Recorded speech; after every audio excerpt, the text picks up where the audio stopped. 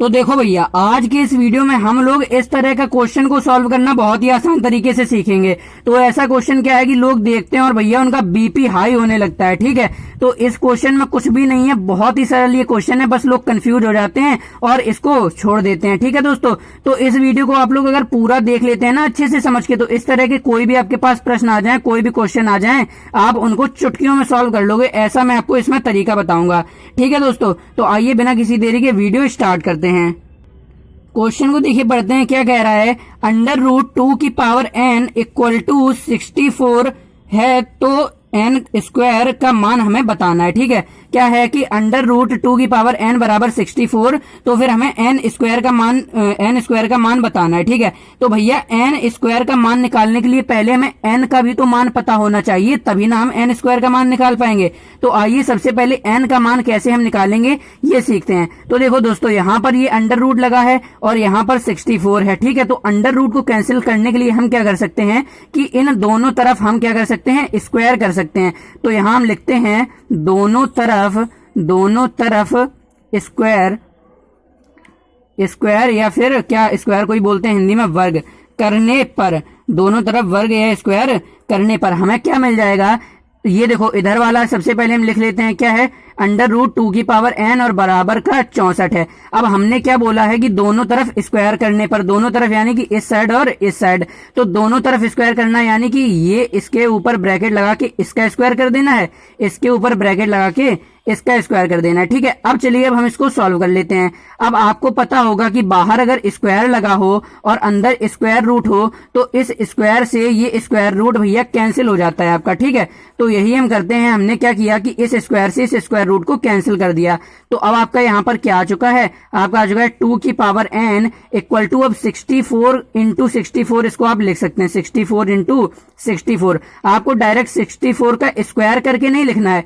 Square का मतलब क्या होता है, उस चीज का 2 बार गुणा। तो 64 इंटू 64 हमने लिख लिया। ठीक है दोस्तों, अब क्या करेंगे कि यहाँ पर 2 की पावर n है, यानी कि ये जो बेस है ये क्या है, इसका 2 है। बेस क्या होता है, जिस पर पावर टिकी होती है, यानी कि आधार। तो n इसकी पावर है यानी कि घात है, और ये किस पर टिकी है, 2 पर टिकी है, तो ये क्या है, इसका बेस है। ठीक है, तो यहाँ पर बेस क्या है, 2 है। तो इस साइड भी हम क्या करेंगे कि 2 बेस बना लेंगे। ठीक है दोस्तों, इस तरह के सवालों को इसी तरह हल किया जाता है। तो 2 की पावर n लिखेंगे और बराबर, अब 2 बेस बनाने के लिए आप क्या कर सकते हैं, 64 को आप 2 की पावर कितने के रूप में लिख सकते हैं, यानी कि 64 को आपको 2 की पावर के रूप में लिखना है। तो जिन लोगों को डायरेक्ट आता है वो लिख सकते हैं, जिनको डायरेक्ट नहीं आता है वो क्या करेंगे, ये जो 64 है ना 64, इसके आपको अभाज्य गुणनखंड कर लेने हैं। तो चलिए करते हैं। तो 2 से कट जाएगा, 2 3 6, 2 दूनी 4, 32 बार में गया। 2 एकम 2, 2 छक्का 12, 16 बार में गया। 2 अट्ठे 16, 2 चौको 8, 2 दूनी 4, 2 एकम 2। तो कितने बार में कितने 2 आ गए, 1 2 3 4 5 6, यानी कि जब हमने 64 को अभाज्य गुणनखंड किए तो हमें कितने 2 मिल गए, हमें 2 मिले 6 बार, यानी कि 2 की पावर हम 6 लिख सकते हैं। 2 की पावर 6 यानी कि 2 का क्या है, आपस में मल्टीप्लाई तो हो रहा है। जब इस 2 का इस 2 में करेंगे, फिर जो आएगा इसका इसमें करेंगे, इसका इसमें, इसका इसमें और इसका इसमें, तो हमें वापस 64 मिल जाएगा। यानी कि ये जो होते हैं ना, ये आपस में गुणे के रूप में होते हैं। तो 2 कितने बार में गुणे के रूप में है, 2 जो है वो 6 बार गुणे के रूप में है। तो हमने इसको 2 की पावर 6 लिख लिया, और यहाँ पर गुणा क्या लिखा है, गुणा, और 64 को तो हमने तोड़ लिया। तो इस 64 को भी हम क्या लिख लेंगे, 2 की पावर 6 के रूप में लिख लेंगे। यानी कि इस 64 को हमने क्या किया, 2 की पावर 6 के रूप में लिख लिया, और इस 64 को भी 2 की पावर 6 के रूप में लिख लिया। अब देखिए दोस्तों, यहाँ पर हम क्या करते हैं, एक रूल हमारे पास आता है कि जब मल्टीप्लाई होता है और बेस समान होता है तो उनकी पावर को जोड़ दिया जाता है।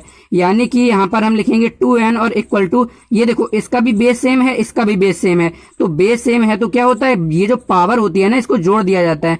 तो पावर इस पर 6 है और इस पर भी 6 है, तो 6 और 6 को जोड़ देंगे, कितना आ जाएगा आपका, 12 आ जाएगा।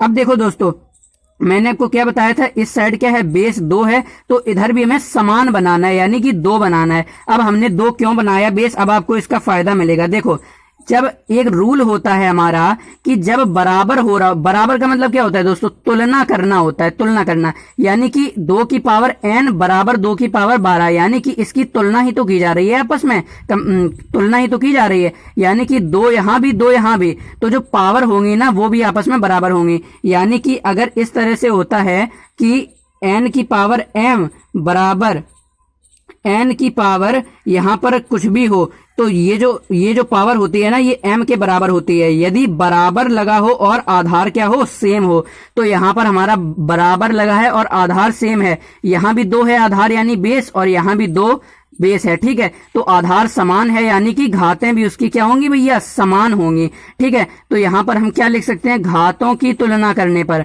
घातों की तुलना करने पर। आप अच्छी राइटिंग में लिखिएगा, मेरी राइटिंग है ही बेकार। ठीक है, तो मैं अपनी गंदी राइटिंग में मैंने लिख दिया। ठीक है, तो घातों की तुलना करेंगे यानी कि बेस समान है तो क्या होगा, घातें भी समान होंगी। ठीक है, तो घात हमारी क्या रहेगी, n बराबर 12। जब इसकी तुलना करेंगे तो n जो है 12 के बराबर हो जाएगी, तो n बराबर हमारा क्या आ गया, 12 आ गया। दोस्तों भी यहाँ पर आंसर नहीं हुआ है, उसने क्या पूछा है, n का स्क्वायर। अब क्या है भैया, n पता चल गया तो n का स्क्वायर कौन सी बड़ी खेत की मूली है, निकाल दो।